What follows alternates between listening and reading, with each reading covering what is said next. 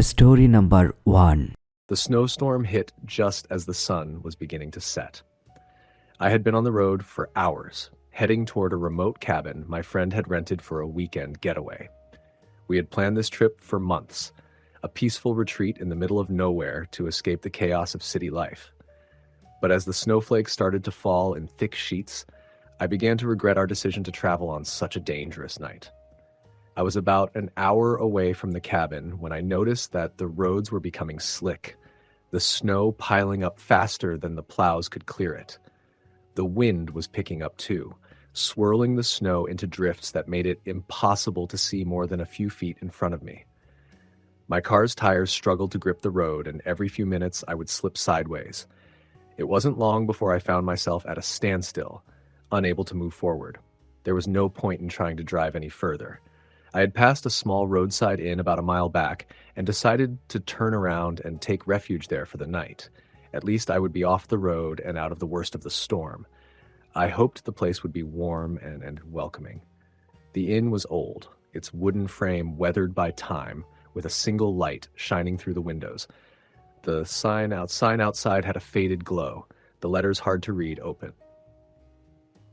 I pulled into the parking lot, grateful to have finally found shelter.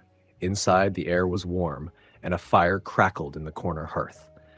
An elderly woman sat behind the counter, knitting something in front of her.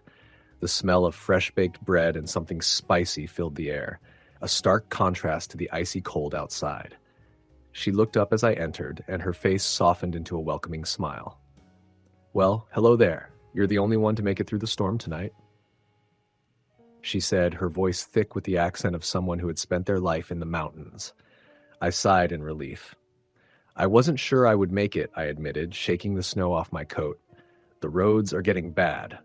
She nodded. "The storm's only getting worse, but you're safe now. We have a room ready for you." I thanked her and followed her upstairs to my room. It was small, but cozy, with a rustic charm, wooden beams above, a soft quilt on the bed, and a rocking chair by the window. I noticed that the room had a particular smell, not unpleasant but old, like the scent of dried herbs and something faintly metallic. It reminded me of my grandmother's house when I was a child. Despite the unease I felt in my chest, I was grateful for the warmth and the bed. The woman left me with a key and told me to make myself comfortable. She mentioned that the dinner was served at 7 p.m. and that I could join her in the common room downstairs whenever I was ready. I didn't think I could eat much. My stomach was already in knots from the nerves of the long drive and the storm, but I promised to join her later. As I unpacked my things and settled in, I tried to shake off the odd sense of discomfort that had followed me into the room. The storm outside continued to rage, the wind howling against the old windows. I looked out at the darkening sky, the thick snow swirling like a blizzard, when I heard it, a soft knock at the door. I froze, my heart leaping into my throat. I hadn't heard anyone approaching, and the storm outside was too loud for anyone to be walking around. Slowly, I walked to the door and opened it just a crack, peering through the gap. There was no one there. I hesitated, wondering if I had imagined it. But the knock had been unmistakable. It wasn't the wind, and it wasn't an animal. It was the sound of knuckles against wood. I stepped back, my mind racing. I was alone, wasn't I?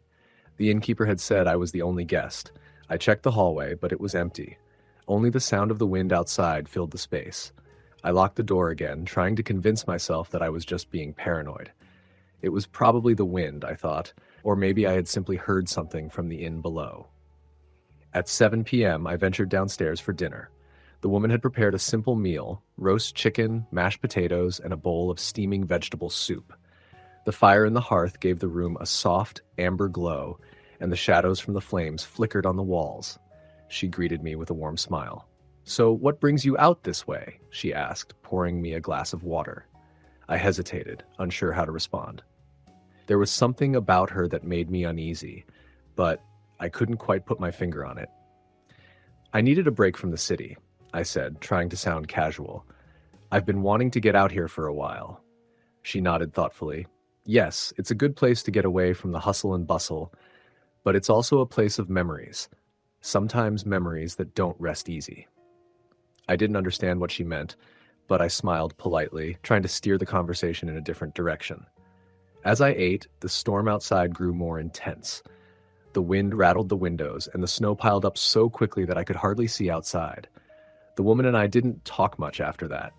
She seemed content to sit in silence, her knitting needles clicking softly in her hands. I finished my meal and thanked her, then returned to my room to sleep. I lay in bed, the wind still howling outside, and tried to relax. But sleep wouldn't come. I kept thinking about the knock on the door, the strange way the woman had spoken about the place, the way her eyes had lingered on me just a bit too long. Around midnight, I was still awake, staring at the ceiling, when I heard it again. The knock. But this time it wasn't at the door to my room. It was coming from somewhere deeper in the inn. It was slow and deliberate, the same distinct sound of knuckles against wood. I couldn't help myself. I got out of bed and opened my door quietly, listening. The knocking continued, echoing through the empty hallways. I followed the sound, my heart pounding in my chest. The hallway was dark, and the only light came from the faint glow of the fire in the common room. As I neared the end of the hall, I saw something, a figure standing at the top of the staircase. The figure was cloaked in shadow, but I could make out the shape of a woman. She was facing the stairs, her back to me, and her hair was long, falling in dark waves around her shoulders. I couldn't see her face, but I could feel her presence. It was cold, unnerving. I took a step forward, but before I could speak, the figure turned toward me. Her face was pale, gaunt, her eyes sunken and hollow. Her lips were cracked as though she hadn't spoken in years. But when she opened her mouth, a voice came out, low, desperate, and full of pain. "Help me." The words were barely a whisper, but they echoed through the hall, sending a shiver through my spine. I stood frozen, unable to move, my breath caught in my throat. The woman took a step toward me, her gaze fixed on mine. Her eyes seemed to burn through me like she was trying to pull me into her world. I could feel the coldness radiating from her, and I knew without a doubt that she wasn't alive. She was something else, something that had been trapped here, lingering in the shadows of the inn for decades. I didn't know what to do. I turned to run, but the woman's voice stopped me. "Help me." The words echoed in my mind as I ran back to my room, slamming the door behind me. My heart was racing, my mind a whirlwind of confusion and fear. I couldn't explain what had happened, what I had seen, but I knew I couldn't stay there another second. In the morning, the storm had cleared and the roads were passable again. I packed my things quickly, not bothering to speak to the innkeeper. As I left the building, I glanced over my shoulder at the darkened inn. The windows were empty. The place was silent. I never returned to that inn, and I never learned the story behind the woman I saw. But every time I hear the wind howling through the trees in the middle of winter, I hear her voice in my mind. Help me. Story the end. Story number 2. The storm hit just as I finished my shift. I was driving back from a late meeting in town, heading toward a remote cabin I had rented for a weekend escape. The weather report had warned about the coming storm, but I didn't think it would get this bad, this quickly. The snow had started falling lightly when I left town, but within an hour it escalated into a full-blown blizzard. The wind whipped around the car and the road became a blur of white. Visibility was reduced to nearly nothing. I slowed down to a crawl, gripping the steering wheel with white knuckles as the snow piled up faster than the plows could clear it. I was about to turn off onto the gravel road that led to the cabin when I realized I couldn't see a thing. The road was covered, and there was no way to safely navigate it in this weather. I had two choices: try to make it to the cabin, which was about 10 miles further up, or find shelter for the night. With no other buildings in sight, I knew my only option was to head back to the small inn I had passed earlier. It wasn't the most ideal choice, but it was better than freezing in my car. The inn was small, nestled at the side of the road like it had been there for decades.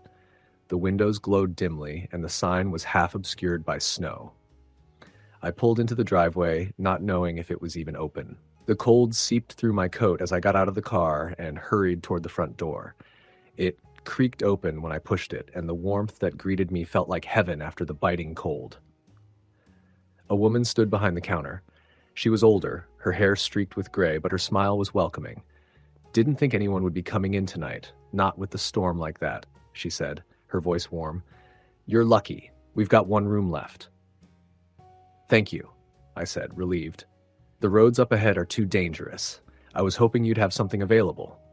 She nodded, handing me a brass key. You'll be safe here, don't worry. The storm usually passes by morning. I thanked her again and made my way upstairs. The hallway smelled like aged wood, and the floor creaked under my weight. The building had an old charm about it, but there was something unsettling in the air. I couldn't place it. The silence was thick, almost suffocating. I shook off the feeling and entered my room. It was simple but cozy, a small bed covered with a handmade quilt, a fireplace with a low fire crackling in the corner, and a large window that looked out over the snow-covered landscape. I closed the curtains and settled into the bed, hoping to get some rest. As I lay there, trying to fall asleep, I heard something. It was faint at first, but unmistakable. A soft, slow tapping. It came from the hallway outside my door. Tap, tap, tap. Each sound was spaced out, almost rhythmically. I sat up in bed, my heart beating a little faster, but I tried to dismiss it. The old house creaked in the storm. It was probably the wind or the building settling. Still, the noise continued, more deliberate now. Tap, tap, tap. I got up and opened the door cautiously. The hallway was dark, the only light coming from the flickering sconces on the walls. I stepped out and looked down the corridor. It was empty. No one was there. I stepped back inside my room, feeling a chill that had nothing to do with the cold. I tried to shake it off, but the unease lingered. I shut the door, locked it, and lay back down. But sleep wouldn't come. I kept hearing the tapping, closer now, like someone was standing just outside my door. Tap, tap, tap. After what felt like an eternity, I finally got out of bed and checked the room again. There was no one there. The hallway remained empty, but the sense of being watched crept over me. Something didn't feel right. The temperature in the room had dropped, and a chill ran down my spine.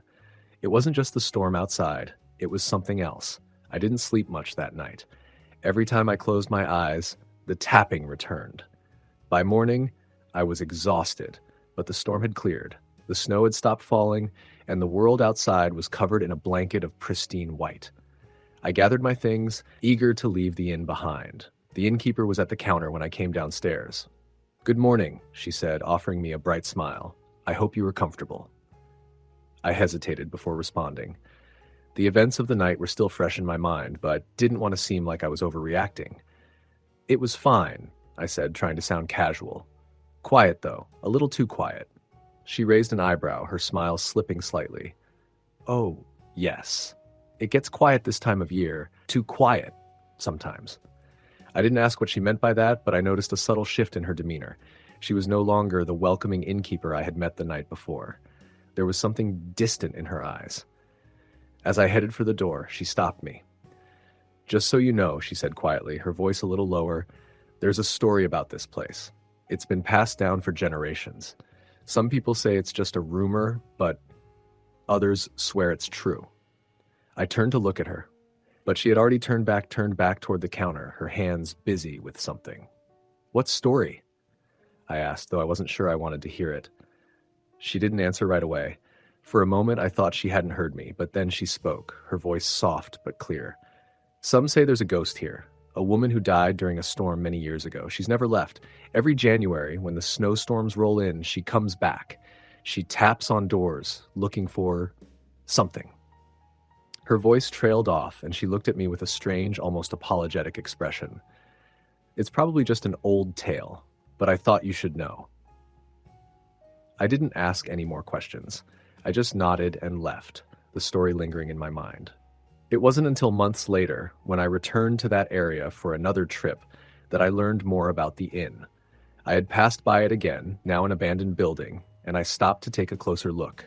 It was then that I saw the plaque outside, hidden beneath a layer of snow and ice. It told the story of the inn's first owner, how his wife had died during a brutal winter storm.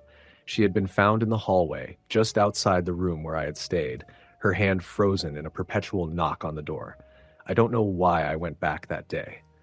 Maybe I thought I would find some explanation, some rational reason for what I had experienced. But I never did.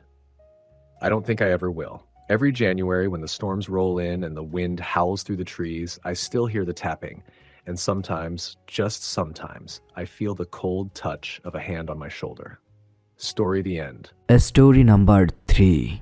The snowstorm began early that January morning, the sky a dense sheet of gray as flakes swirled with a vengeance. Emily should have known better than to drive to her family's cabin, but it was a tradition. Every year, her family gathered at the cabin to swap snowstorm stories, chilling tales whispered by firelight while the storm raged outside. This year, though, Emily was going alone. Her parents had decided to spend the winter in Florida, and her brother, Tim, canceled last minute due to work. Still, she was determined to carry on the tradition, even if she had to do it solo. The drive was treacherous. Snow piled up faster than the plows could clear it, and the narrow mountain roads seemed more sinister under the heavy veil of winter. By the time Emily arrived, her nerves were frayed. The cabin stood at the edge of a frozen lake, its dark wooden frame blending with the surrounding forest. It looked eerily deserted, but that was how it always felt in the winter. Inside, the familiar scent of aged wood and faint smoke greeted her. She set down her bags, started a fire, and made herself a cup of tea, determined to shake off the unease that had crept into her chest. Night fell quickly, as it always did in January, and the storm intensified. Wind howled through the trees, rattling the windows. Emily wrapped herself in a blanket and settled into the worn armchair by the fire, thinking about which story she'd tell if her family were there. The cabin had its own collection of strange happenings, and many of their stories centered on it. But tonight, the cabin felt different, more oppressive. Shadows danced wildly as the flames flickered, and every creak and groan of the old wood seemed magnified. Around midnight, Emily decided to head to bed. The guest room at the back of the cabin had always been her favorite, with its view of the lake. But when she reached the door, she paused. The air was colder here, and she could have sworn she heard a faint sound, like a muffled voice. She pressed her ear to the door. Nothing. Shaking her head, she chalked it up to the wind and stepped inside. The room was freezing. She checked the window and found it latched tight. Still, she couldn't shake the feeling that someone had been in there. The bed, neatly made when she arrived, now had an odd wrinkle in the blanket, as if someone had sat on the edge. Emily stared at it, her pulse quickening. She was certain she hadn't been in this room since arriving. Her phone buzzed, breaking the tension. It was a message from Tim. "Hope you're doing okay up there. Storm looks bad. Don't forget to check the basement if the heat goes out." Emily frowned. The heat was fine, but she had always hated the basement. It was the oldest part of the cabin, a damp, stone-walled space that smelled of mildew and earth. Shaking off her nerves, she decided to check it anyway, just to put her mind at ease. The basement door was stiff, and it groaned loudly as she pushed it open. The air that wafted up was icy, and the single bulb hanging from the ceiling cast long, wavering shadows. As she descended, she noticed something strange. The storm's howl seemed muted here, replaced by an odd, rhythmic sound, like breathing. She froze, listening. The sound stopped. Emily swallowed hard and forced herself to continue. She checked the furnace. It was working perfectly. Turning to head back upstairs, she stopped short. On the dirt floor near the wall was a small, dark stain she hadn't noticed before. Crouching, she reached out to touch it. It was damp. That's when she heard the footsteps above her. Her heart lurched. The floorboards creaked as the steps moved across the cabin. Emily backed into the corner, her breath coming in shallow gasps. She hadn't locked the door. Someone could have come in while she was downstairs. The thought sent a chill through her. Grabbing a rusty wrench from the workbench, she crept up the stairs. The cabin was silent now, save for the wind. She peeked into the living room. Nothing. The kitchen. Empty. The front door was still locked. Her eyes darted to the window by the door. There, in the frost, was the unmistakable outline of a handprint. It hadn't been there before. She backed away, her mind racing. Was someone outside? Watching her? The sound of the storm grew louder, almost as if mocking her fear. Then she remembered the stories. Her family had always joked that the cabin was haunted, but the tales had been harmless. Ghostly whispers, shadowy figures glimpsed in the corners of mirrors. Nothing like this. The lights flickered, plunging the room into near darkness. Emily's heart pounded as she lit a candle from the fireplace. She needed to get through the night. Come morning, she'd leave. Tradition be damned. As she settled onto the couch, the rhythmic breathing sound returned, louder this time. It seemed to be coming from the walls. Emily clutched the wrench, her eyes darting around the room. The sound grew louder, closer, until it stopped abruptly. The silence was worse. And then from the hallway, a faint voice, "You shouldn't have come back." Emily's blood ran cold. She turned slowly, the candle trembling in her hand. The hallway was empty, but she couldn't shake the feeling of being watched. The voice had been so close, almost in her ear. Suddenly, the bedroom door slammed shut with a force that shook the cabin. Emily screamed, dropping the candle. Darkness swallowed the room. She fumbled for her phone, using its flashlight to find her way. When she reached the bedroom, the door was open again. The bed, once neatly made, was now completely disheveled, the blankets thrown to the floor. On the wall, scratched into the wood, were 3 words, "Leave the lake." Her phone buzzed again. Another message from Tim. "Why didn't you tell me you were going with someone?" Emily's hands shook as she typed back, "What are you talking about? I'm alone." His reply came instantly. "I just got a picture from the cabin's security camera. There's someone standing by the lake behind you." Emily turned toward the window. The beam of her flashlight caught the edge of the lake, and her breath hitched. There, just at the tree line, stood a figure cloaked in shadow. They didn't move, didn't react to the light. It was as if they were waiting. Panicking, Emily grabbed her car keys and ran for the door. She flung it open, only to be met by a wall of wind and snow so thick she couldn't see the porch steps. Her car was already half buried. There was no way she could leave.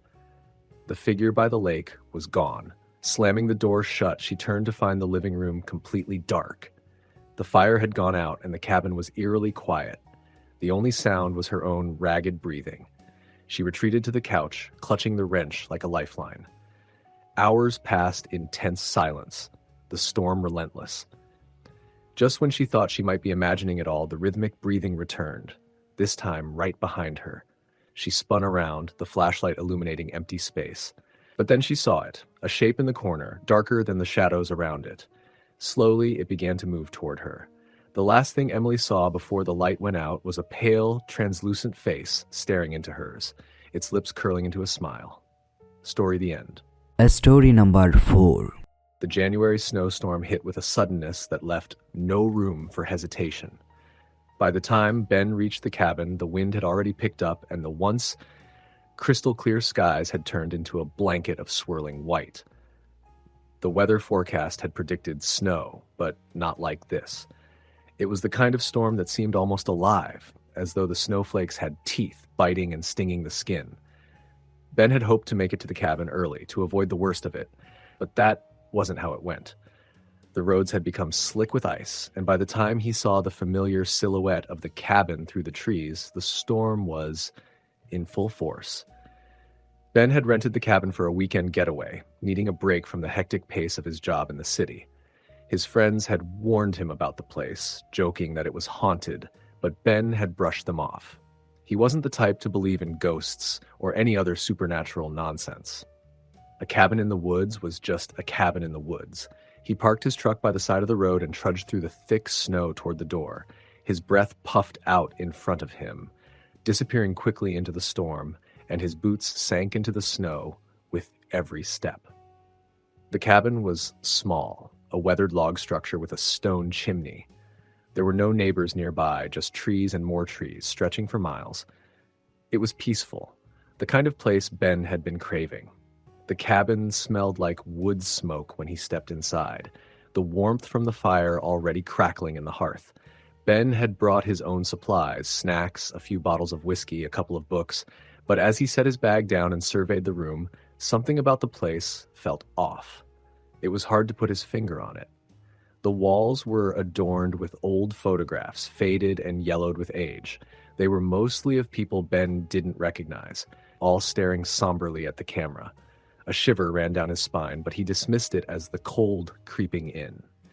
He settled into the living room, taking a seat by the fire. The storm outside continued to rage, and the wind howled as it whipped through the trees. It was the kind of storm that made you feel small, insignificant. The kind of storm that made you want to huddle inside, away from the world. Ben cracked open a bottle of whiskey and poured himself a glass.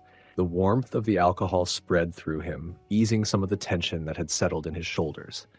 He'd been so busy with work, so consumed by the constant demands of his life, that he'd forgotten what it felt like to simply be alone, to breathe, to exist without the noise of the world.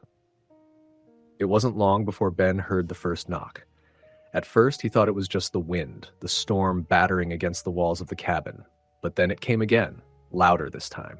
Knock, knock, knock. 3 distinct raps on the door. Ben frowned, setting his glass down. He didn't expect visitors. In fact, he had made sure to rent the cabin at a time when no one else would be around. The storm would keep anyone from traveling, so he was alone.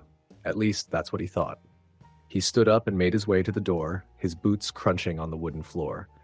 He hesitated before opening it, not sure if he was prepared to face whatever was out there. But the knocking came again, louder, more insistent. "Hello!" Ben called out, his voice muffled by the howling wind. There was no answer, only the silence of the snowstorm. He slowly opened the door, peering out into the white blur of the storm. The porch was empty. There was no sign of anyone, no footprints in the snow, no trace of movement, just the swirling, unrelenting storm. Ben closed the door, locking it behind him. He shrugged it off, chalking it up to the wind, or maybe his own mind playing tricks on him. The storm was playing with him, making him think he'd heard something that wasn't there. The warmth of the fire beckoned him back to the living room, and he sank back into the armchair, trying to shake the strange feeling that had settled in his chest.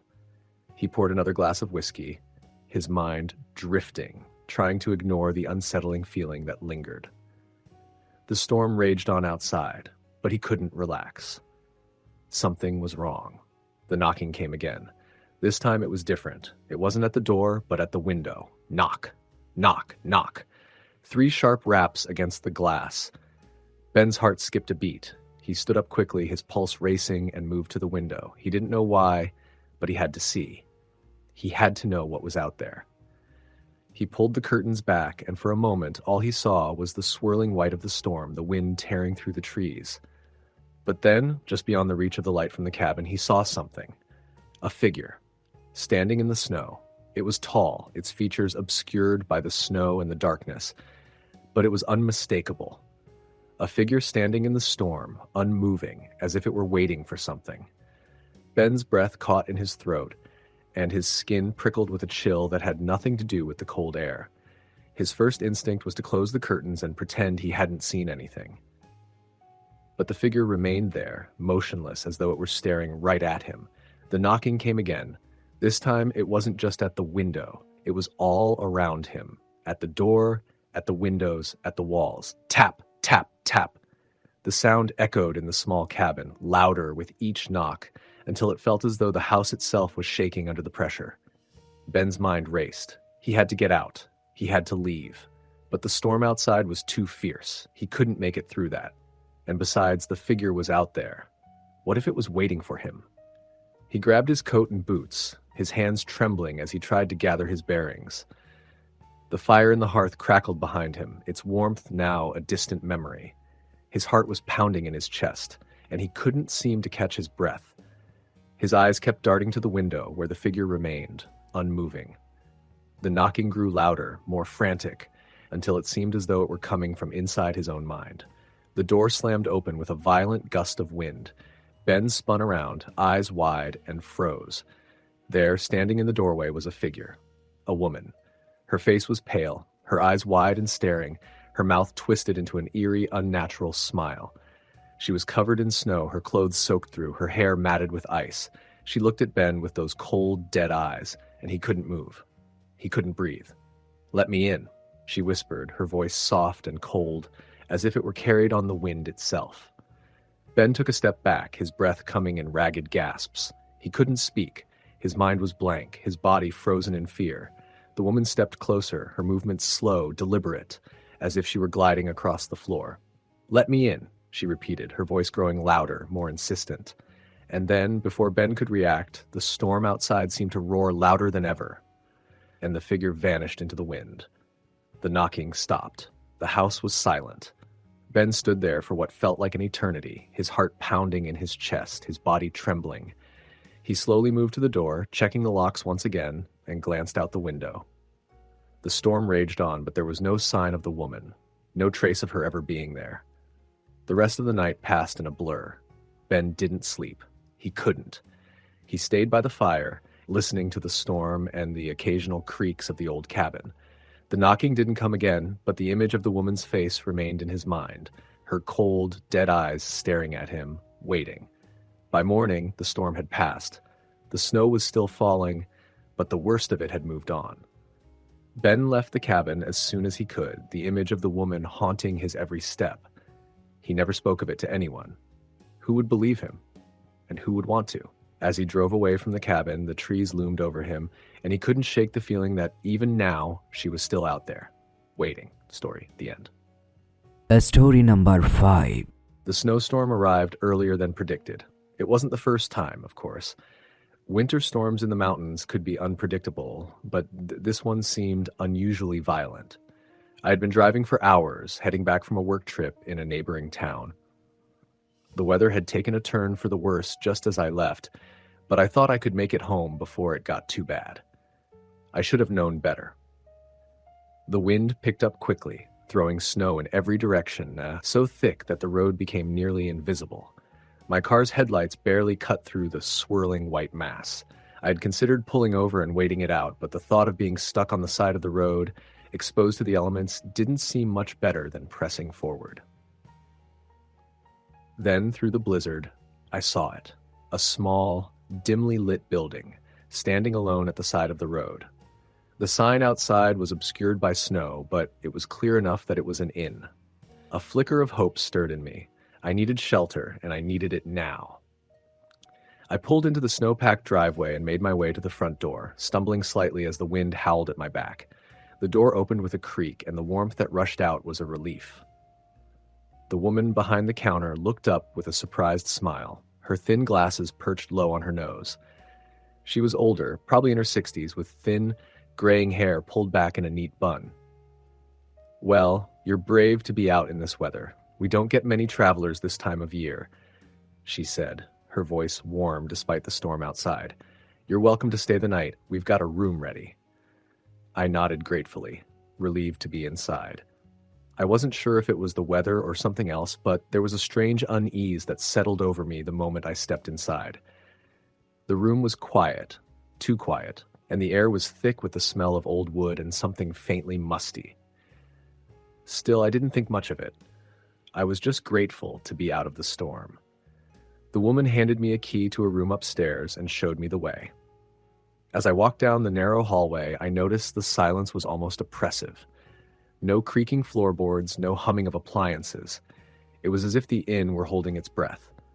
I was led to a small room at the end of the hall. It had a cozy bed with an old quilt, a small dresser, and a heavy wooden chair in the corner.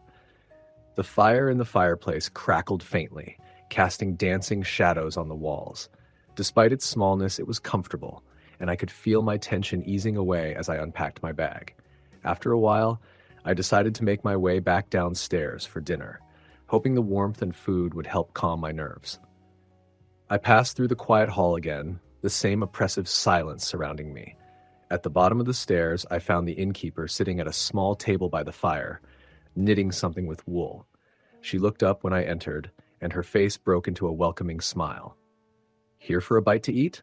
she asked, gesturing to a pot of soup on the stove. "Yes, please. It's really coming down out there," I said, taking a seat.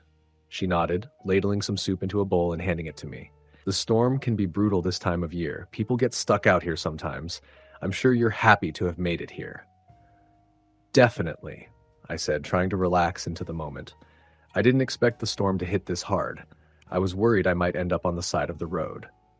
She nodded again, her eyes distant.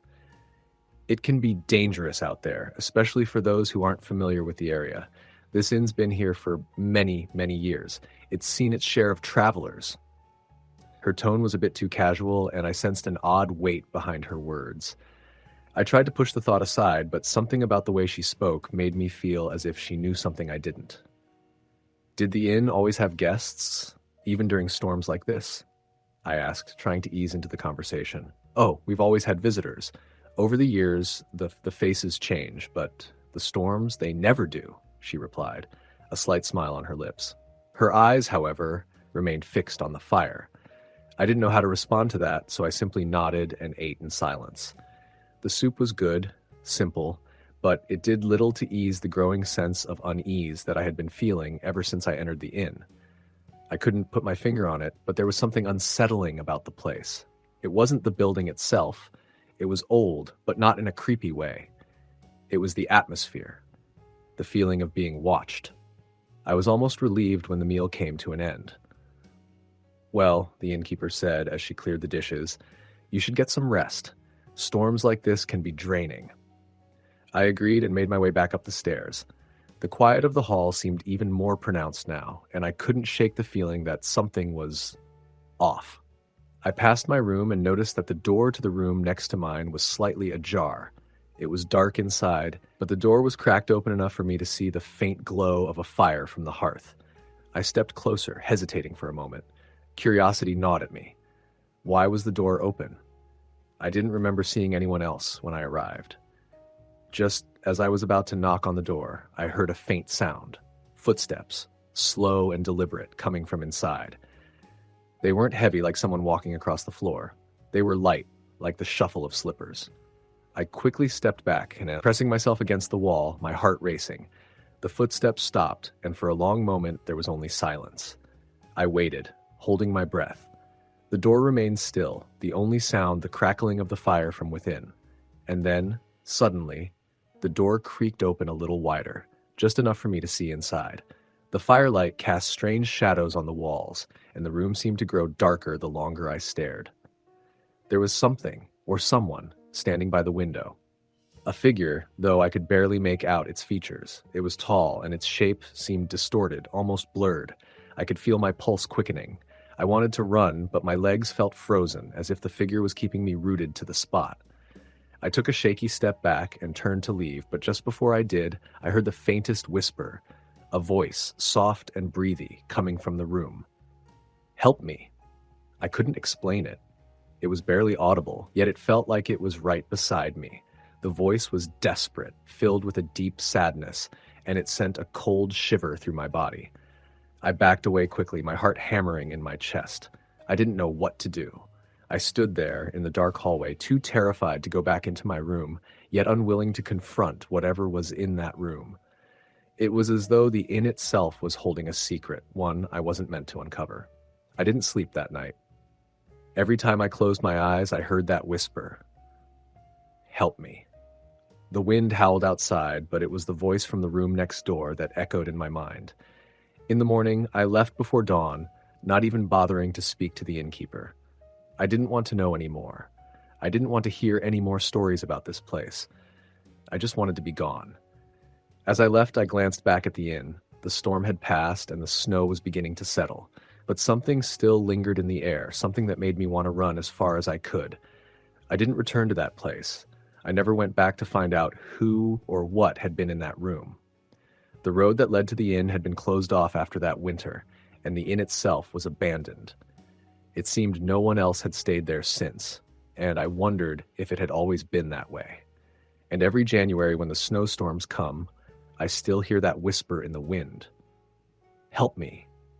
Story the end. Story number 6. The snowstorm hit hard and fast that January. It wasn't unusual for this time of year, but something about this one felt different, more intense. The winds howled, the sky was dark, and the snow seemed to fall in sheets, obscuring everything beyond the window. Amber sat by the fire, curled up on the couch with a cup of tea, watching the storm unfold outside her small cabin in the woods. She had come up here to escape the hustle and bustle of everyday life, seeking peace and solitude, and for the most part, she found it. The cabin was cozy, a rustic haven surrounded by tall pines. Amber had rented it for a week, wanting to experience the quiet isolation of the winter wilderness. She'd driven up a couple of days earlier, when the weather had been calm, but now, trapped by the storm, she was happy for the warmth of the fire and the company of her own thoughts. She had stayed in the cabin before, and there were always a few strange things she noticed. Creaks in the floorboards, the wind whistling through the cracks in the walls. but nothing made her feel unsafe. It was just the quirks of an old house. She had learned to ignore them. The storm outside intensified. The wind rattled the windows, and the snow piled up in thick drifts against the door. Amber could hear it scraping against the walls, the howling of the wind sounding almost like a voice calling out to her from outside. The eerie sound sent a chill down her spine, but she shrugged it off. It was just the storm. Then the knock came. It was soft at first, a faint tapping that could have been the wind. But it came again, louder this time, followed by another. Tap, tap, tap. Amber froze, her heart pounding in her chest. She glanced toward the door, her hand gripping the edge of the couch as she tried to rationalize what she had just heard. It couldn't be someone at the door. No one would be out in this storm. The nearest neighbor was miles away, and the roads were buried under feet of snow. The knocking persisted, now more urgent. Tap, tap, tap. Reluctantly, Amber stood and walked toward the door. Her breath fogged up the air as she reached for the doorknob. She hesitated, feeling an unsettling sensation in the pit of her stomach. But she had to check. Maybe it was someone in need of help, someone lost in the storm. She opened the door just a crack, enough to peek out. The porch was empty.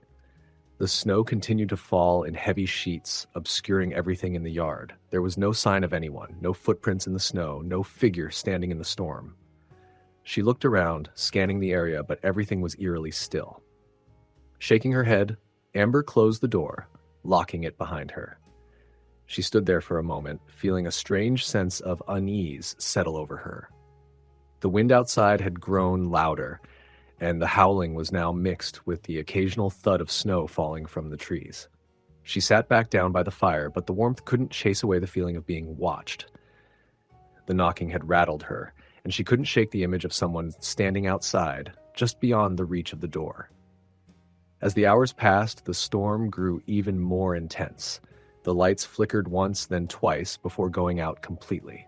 Amber's heart skipped a beat, and she scrambled to find a flashlight. The darkness felt suffocating, and the quiet was broken only by the sound of the wind outside and the occasional crackle of the fire. She checked the windows to make sure they were all shut tight, but when she approached the back window, she froze. A figure stood in the snow, just beyond the tree line. It was a tall shape, dark against the white snow, but there was something strange about it, something off. The figure stood perfectly still, not moving, not even a hint of motion. Amber's breath caught in her throat as she watched the figure through the frosted glass, her hand trembling as she held the flashlight.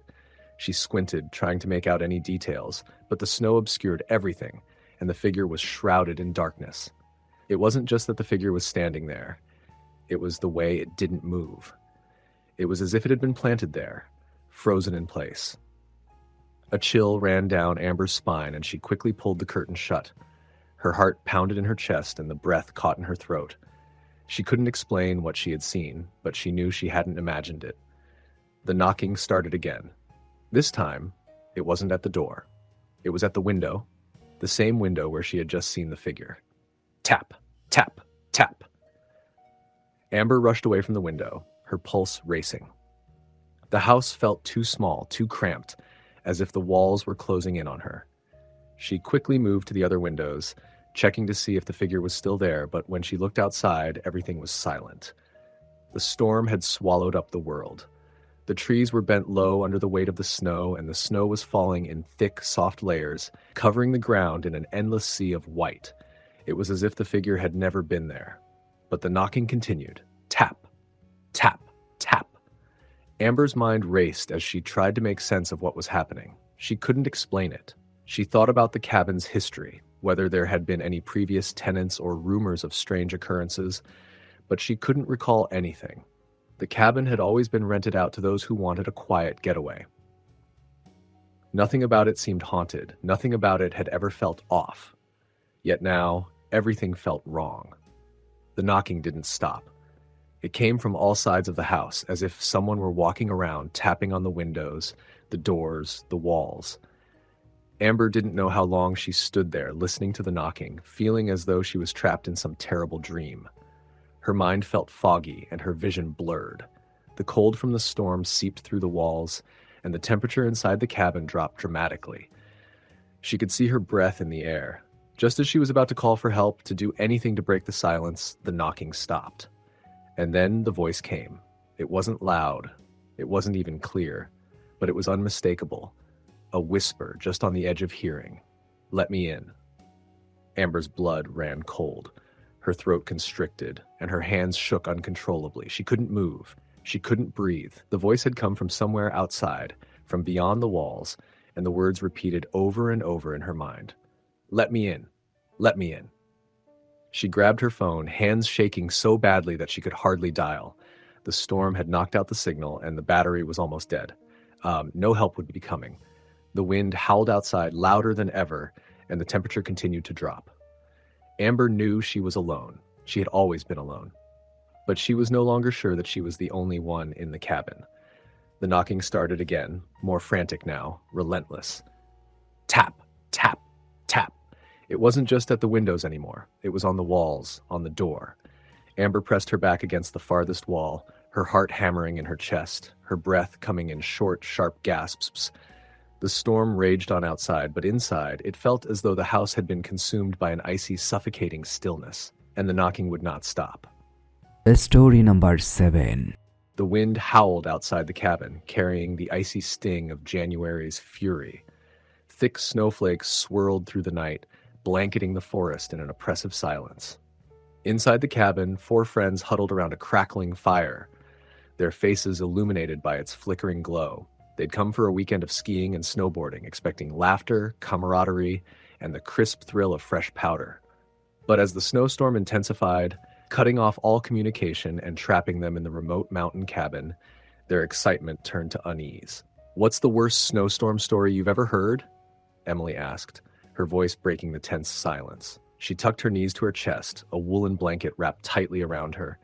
"You mean like ghost stories?" Ryan asked, smirking as he stirred his hot cocoa. "Exactly. Something to match the vibe of this storm," Emily replied, glancing at the frosted window. The wind outside seemed to wail in response, rattling the panes like a warning. "I've got one," Sarah said, her voice soft and hesitant. Her usually bright demeanor was dimmed by the storm's weight. "My grandmother used to tell me about a blizzard like this when she was young. It was January, and she lived in a cabin not too different from this one." "Perfect setting," Ryan quipped, but his grin faded when Sarah's expression remained serious. She said the storm came out of nowhere. The sky went dark in the middle of the day, and the snow fell so fast that people could barely see a foot in front of them. Her neighbor, Mr. Alden, went out to bring in his cattle but never came back. The next morning, they found his footprints in the snow, leading toward the woods. But here's the thing. His footprints didn't stop. They just disappeared. "Disappeared how?" Emily asked, her voice barely above a whisper. Sarah leaned closer to the fire. It was as if he'd been lifted straight off the ground. No struggle, no slide marks, nothing. Just a set of perfectly formed prints leading into the trees and then gone. "That's not possible," David said, shaking his head. He had been quiet most of the evening, but now he sat forward, his expression skeptical. "That's what everyone thought," Sarah continued. "But my grandmother swore she saw something that night. She said she woke up to the sound of tapping on her window. She lived on the 2nd floor.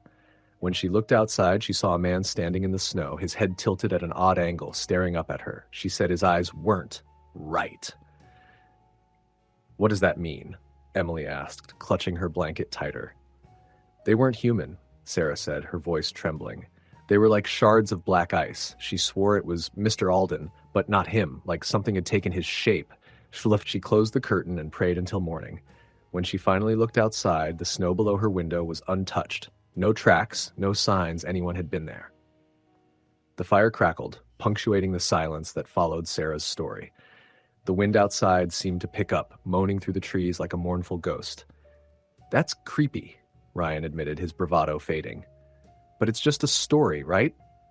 Sarah shrugged. "My grandmother believed it. She said the storm was no ordinary snowstorm. It brought something with it, something ancient." David scoffed but didn't say more. The group fell into an uneasy silence, the storm outside growing fiercer. The windows rattled, and the cabin walls creaked under the weight of the wind.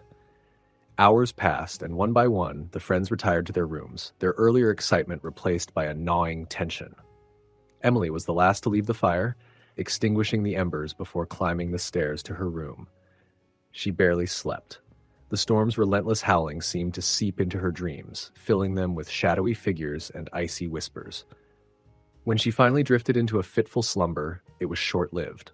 A sharp sound jolted her awake, 3 distinct knocks on her window. Her heart raced as she sat up, her breath visible in the frigid air. The room felt unnaturally cold, the kind of cold that gnaws at your bones. She tried to tell herself it was just a branch or the wind, but curiosity got the better of her. She tiptoed to the window and peeked through the frost-covered glass. What she saw made her blood run colder than the storm itself. A figure stood in the snow, illuminated by the pale moonlight. It was a man, but his posture was wrong. His head tilted at an unnatural angle, his shoulders hunched as if under an invisible weight. His eyes glowed faintly, twin orbs of black ice that pierced through the darkness. Emily stumbled back from the window, her heart pounding in her chest. She wanted to scream, to wake the others, but her voice caught in her throat. The figure raised a hand, its fingers too long and skeletal, and pointed directly at her. The next moment, the lights in the cabin flickered and went out. Panic surged through Emily as the cabin was plunged into darkness. She fumbled for her flashlight, the beam trembling as she turned it on. She bolted from her room and raced down the hallway, banging on the others' doors. "Wake up! There's someone outside!" she yelled. The others emerged, groggy and confused, but the fear in Emily's voice was contagious. They gathered in the living room where Ryan lit a lantern, casting eerie shadows on the walls. "What's going on?" David demanded. Emily recounted what she had seen, her voice shaking. Sarah paled, her eyes darting to the window. "Do you think it's like in my grandmother's story?" she asked. "It's just someone messing with us," David said, though his voice lacked conviction. "Probably a local trying to scare tourists." "Out here, in this storm?" Ryan asked, his skepticism wavering. "That doesn't make sense." Before they could debate further, a loud thud came from the front door. They all froze, their breath hitching. Another thud followed, then a scraping sound, but as if something sharp was being dragged across the wood. David grabbed the poker from the fireplace, his knuckles white as he approached the door. "Who's there?" he called out, his voice trembling. No answer. He hesitated, then slowly unlocked the door and yanked it open. The wind howled in, carrying a flurry of snow, but the porch was empty. The only sign of disturbance was a single set of footprints leading away from the cabin, footprints that abruptly stopped a few yards out, just like in Sarah's story. "What the hell?" Ryan whispered, peering over David's shoulder. They slammed the door shut and locked it, their unease now full-blown terror. The storm outside seemed to grow louder, the wind howling like a chorus of voices. "We need to stick together," Sarah said, her voice firm despite her fear. "Whatever this is, we can't let it separate us." Hours crawled by as they huddled in the living room, every creak of the cabin and gust of wind setting them on edge. The lantern's light flickered, casting shifting shadows that played tricks on their eyes. Then, just before dawn, the noises started. A faint tapping on the windows, a creaking sound from upstairs, a low, guttural whisper that seemed to come from everywhere and nowhere. By the time the first light of morning broke through the storm clouds, the 4 friends were pale and exhausted, their nerves frayed. The storm had finally passed, leaving a serene blanket of snow in its wake, but the peace was an illusion. When they stepped outside, they found more footprints circling the cabin, crisscrossing each other in a chaotic pattern. And in the center of the clearing, etched into the snow, was a single word: leave. The friends didn't need further convincing. They packed their things in record time and left the cabin, vowing never to return. As they drove down the winding mountain road, the storm clouds gathered again in the distance, as if watching them go. None of them spoke of that night again. But every January, when the snow began to fall and the wind howled through the trees, they couldn't help but remember the figure in the snow and wonder what would have happened if they hadn't heeded the warning. Story number 8. The snowstorm arrived earlier than forecasted, cloaking the small mountain town of Stillwater in white. By mid-afternoon, the roads were impassable, the power lines sagged under the weight of ice, and the world outside seemed to disappear into a swirling void of snow. Olivia Carson tightened her scarf and peered out of her living room window, her breath fogging up the glass. She hadn't seen a storm like this in years, not since that winter. Her family cabin, nestled on the edge of Stillwater Forest, had been her escape ever since her divorce 2 years ago. The isolation, which most would find unnerving, gave her peace. But tonight, as the snow piled up higher against the windows, Olivia felt a gnawing unease she couldn't quite shake. She turned from the window and poked at the fire, sending a fresh cascade of sparks into the air. Her dog, Max, a scrappy mutt with an unyielding loyalty, sat by her feet, his ears twitching. Outside, the wind roared like an animal in pain, shaking the cabin's old wooden frame. Olivia sipped her tea, trying to settle her nerves. She thought about texting her friend Liz to complain about the storm, but her cell service had gone down hours ago. Instead, she grabbed an old photo album from the shelf. Flipping through it, she smiled at pictures of her childhood, winters spent sledding, building snowmen, and warming up with cocoa by the fire. Then her fingers paused on a photo she hadn't seen in years. It was taken when she was about 8, during a January snowstorm, much like this one. In the picture, her parents stood smiling in front of the cabin, but something about the background caught her eye. In the trees behind them, just barely visible, was a shadowy figure.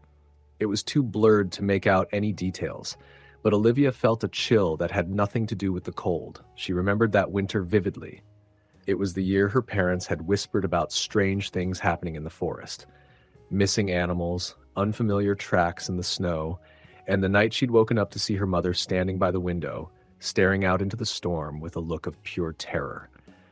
Her mother had claimed she saw something, moving between the trees, but no one else had seen anything, and the incident was chalked up to paranoia. As she studied the photo, Max growled low in his throat, snapping her back to the present. His hackles were raised, and his eyes were fixed on the window. Olivia's heart began to race. "What is it, boy?" she asked, setting the album down and moving toward the window. The snow outside had stopped falling, but the wind continued to whip the treetops. She squinted into the darkness, her pulse quickening when she saw faint indentations in the snow, footprints leading up to the cabin and then veering off toward the woods. "No way," she whispered. The footprints hadn't been there earlier. She was sure of it. Grabbing her flashlight and coat, Olivia stepped out onto the porch. The cold hit her like a wall, and Max trotted nervously at her side. She aimed the beam of her flashlight at the snow, following the tracks. They were large, too large to be human, and they seemed to dig deeper into the snow than they should, as if whoever or whatever had made them was unnaturally heavy. The tracks led to the edge of the forest, where they stopped abruptly. Olivia swept the flashlight across the trees, her breath catching when the beam illuminated a figure standing about 20 feet away. It was tall and unnaturally thin, its body blending with the shadows of the forest. She couldn't make out its face, but she felt its gaze on her, cold and piercing. "Hey!" she called, though her voice wavered. "Who's there?" The figure didn't move. It just stood there, watching. Olivia's instincts screamed at her to go back inside, but something about the figure held her in place. Max barked sharply, breaking her trance, and she stumbled back toward the cabin, slamming the door behind her. Her hands shook as she locked the door and checked the windows. Max paced restlessly, his tail between his legs. Olivia sat by the fire, trying to convince herself she'd imagined the figure. Maybe it was a trick of the light or her own paranoia. But then came the knock. It was faint at first, a soft tap, tap, tap on the window behind her. Olivia froze, her heart hammering in her chest. Slowly, she turned her head. There was nothing outside the window but snow and shadows. Another knock, this time louder. Olivia grabbed the poker from the fireplace, clutching it tightly as she moved toward the window. She peered out but saw nothing. Just as she turned away, she caught movement out of the corner of her eye, a flash of black darting past the far window. "Whoever you are, this isn't funny," she yelled, her voice trembling. The knocking moved to the front door, harder and more insistent. Max growled, his ears pinned back. Olivia's breath came in shallow gasps as she approached the door, the poker shaking in her grip. "Go away," she shouted. The knocking stopped. For a moment, the cabin was silent except for the crackling fire and the wind outside. Then came the whisper. "Olivia." Her name, drawn out in a raspy voice, seemed to come from everywhere and nowhere at once. She spun around, her back pressed to the door, scanning the room. Max whimpered, his tail tucked between his legs as he cowered by the hearth. The whisper came again, louder this time. Olivia. It was coming from the back of the cabin. She edged toward the kitchen, her pulse pounding in her ears. The back window, the one above the sink, was covered in frost, but through the icy pane she saw a face. The features were grotesque, distorted as if pressed against the glass. Its eyes were black pits, and its mouth twisted into a grin that stretched too wide for its face. Olivia screamed and stumbled back, the poker clattering to the floor. The face vanished, and the whispering stopped. Olivia didn't sleep that night. She sat in the living room with all the lights on. Max curled at her feet. She clutched her phone, hoping the storm would pass and the signal would return. By dawn, the wind had died down, and the snow had stopped falling. When she finally ventured outside, she found the same tracks leading away from the cabin and disappearing into the forest. But there was something else. Etched into the snow in front of the cabin was a single word: stay. Olivia packed her bags and left the cabin that morning, leaving the photo album and the memories of that winter behind. She never returned to Stillwater, but every January, when the snow began to fall and the wind howled through the trees, she couldn't help but feel as if something was watching her, waiting for her to come back. Story the end. Story number 9. The storm hit unexpectedly, like most January storms do. One moment, the sky was clear. The next, it was a swirling mass of gray, heavy clouds racing across the horizon. Grace had been planning on spending a quiet weekend at the cabin she'd rented out in the woods, hoping for solitude and the quiet comfort of a winter escape. She'd read the warnings about the weather, but she'd dismissed them. Snowstorms were common in January, after all. By the time she reached the cabin, the first flakes were falling, gentle at first, but they quickly gained strength. She could hear the howling winds as she pulled into the driveway, her tires crunching the layer of fresh snow beneath them. The cabin stood stark against the white landscape, its wooden exterior appearing like something from a bygone era. It had a small porch with a swing, a perfect spot for reflection, if the storm would hold off long enough. Grace had come here to escape the pressure of work, the weight of recent grief, and the noise of the city. The world felt too loud, too bright, and she longed for something quieter, more peaceful. Maybe the isolation would help clear her mind. She stepped out of her car, her boots sinking into the snow as she made her way to the door.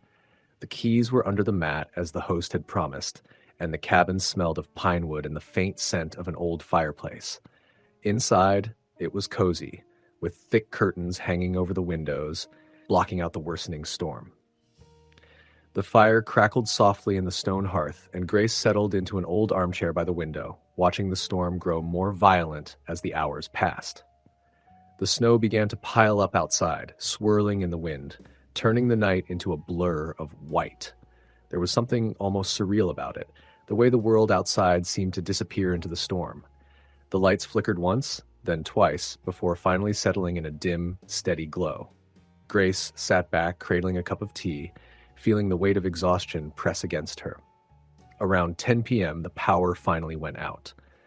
The cabin plunged into darkness, and the wind outside howled louder, rattling the walls. Grace cursed under her breath. She had packed candles and matches, but it still startled her to be completely cut off from light. She lit a few candles, their flickering flames casting long shadows on the walls, and went to check the fireplace. The embers still burned faintly, and she fed them a few logs. After a while, she began to feel restless. The cabin, while warm, now felt too small and too quiet. It was a strange feeling, one that made her skin crawl in a way she couldn't explain.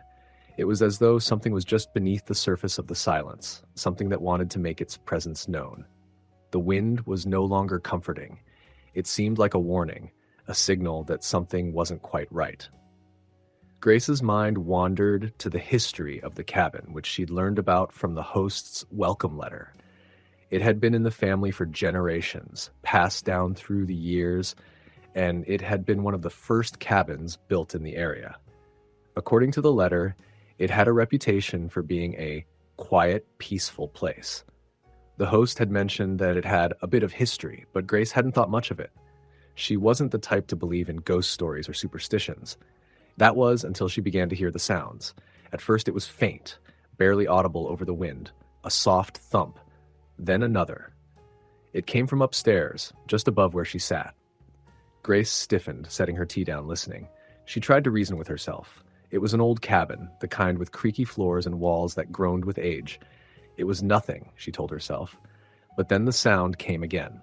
A loud thud, followed by the sound of footsteps. They were slow, deliberate, as if someone was walking around upstairs in the dark. Her heart began to race. She hadn't heard anyone arrive. She was certain she was alone. She stood up, her legs shaky, and made her way toward the stairs. The sound was unmistakable now, someone walking just above her. But when she reached the foot of the staircase, there was no one there.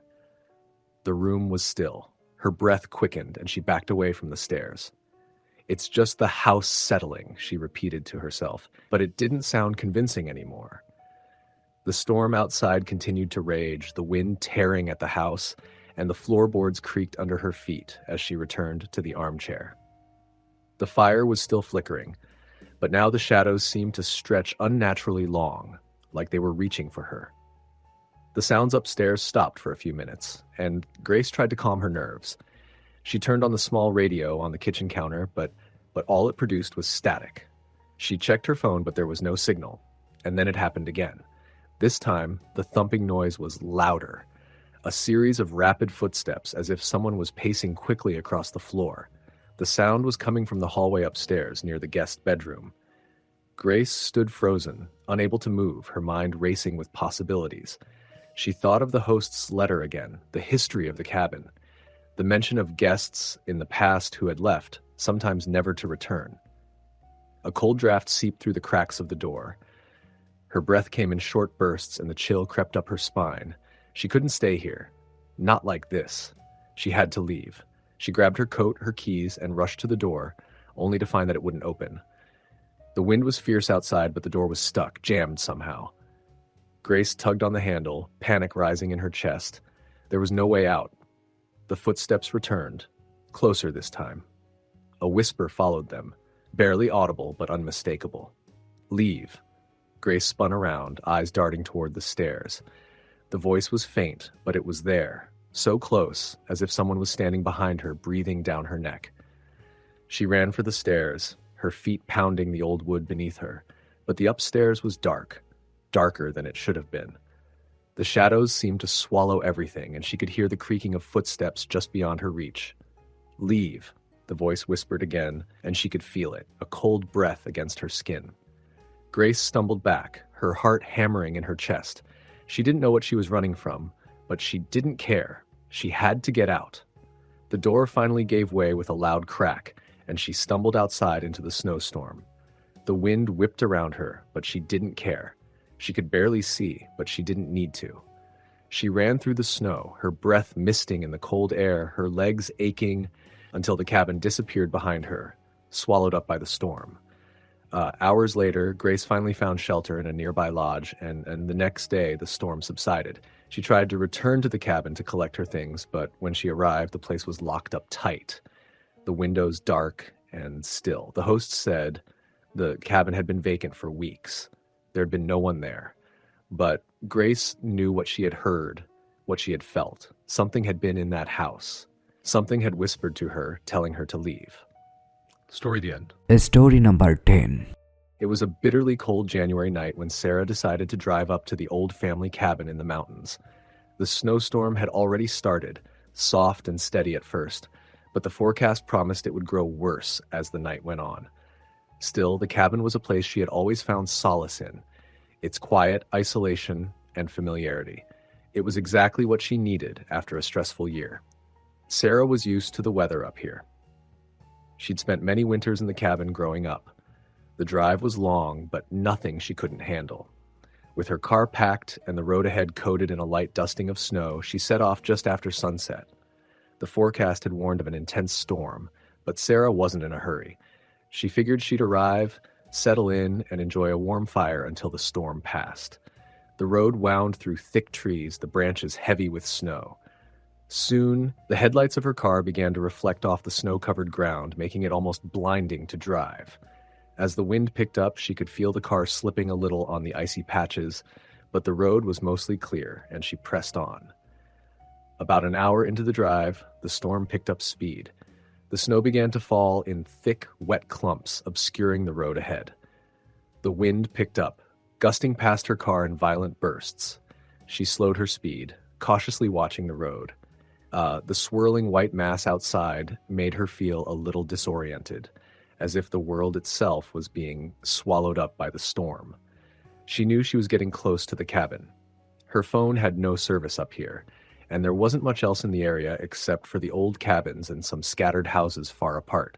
The trees seemed to close in around her as she pressed on, the snow getting thicker and thicker. Finally, she saw the outline of the cabin in the distance, barely visible through the snow. It was dark, as it should be. Her family hadn't been up here in months. She pulled into the long, unpaved driveway, the tires crunching through the thick snow.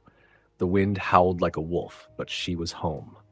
When she stepped out of the car, a chill hit her instantly, seeping into her clothes. She fumbled for the key in her bag and unlocked the cabin door, stepping inside.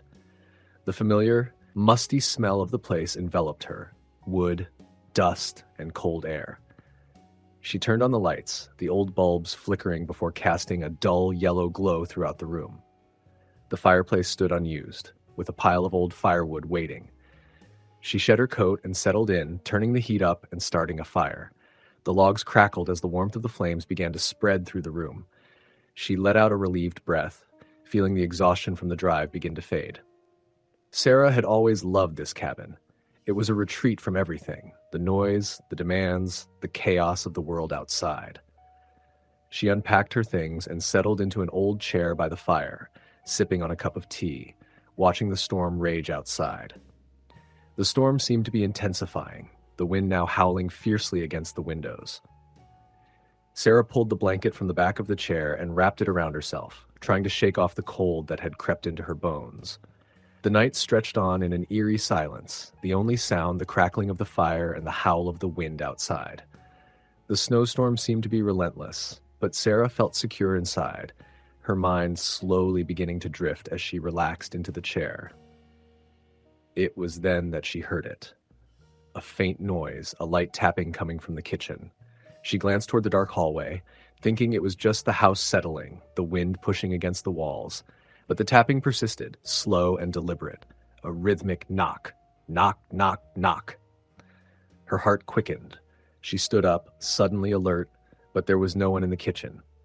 The light above the table flickered slightly as she moved toward the hallway. She checked the back door. It was locked.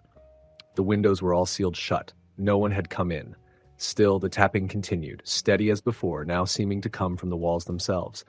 She stood there in the silence for a moment, listening. The wind outside had picked up again, the snowstorm howling against the windows. She shook her head, telling herself it was just the storm or the house making noises in the cold. She turned away, but then something made her pause. The tapping had stopped. A cold shiver ran down her spine. She slowly turned back toward the kitchen. The house felt different now, darker, quieter, as if the air itself had thickened. She couldn't explain why, but a heavy sense of unease had settled over her. As she moved back toward the living room, she stopped in her tracks. The reflection in the window caught her eye. At first, she thought it was just the swirling storm outside, but then she realized it wasn't the storm. In the reflection, standing behind her, was a figure. A pale, shadowy figure. Her breath caught in her throat, her body freezing. She turned around quickly, but the room was empty. The figure, if it had ever been there, was gone. She stumbled back, her heart pounding in her chest, but everything in the room seemed normal. The fire was still crackling, the windows were still fogged up with the storm. There was no one there, but she could still feel it. Something was watching her. Her thoughts raced. She tried to shake it off, but the unease lingered.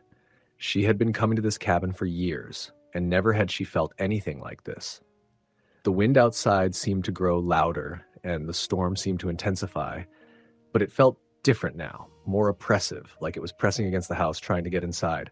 Sarah moved to the window, peering out into the snowstorm, trying to shake the feeling. The snowflakes danced in the harsh winds, but then, just for a moment, she saw it.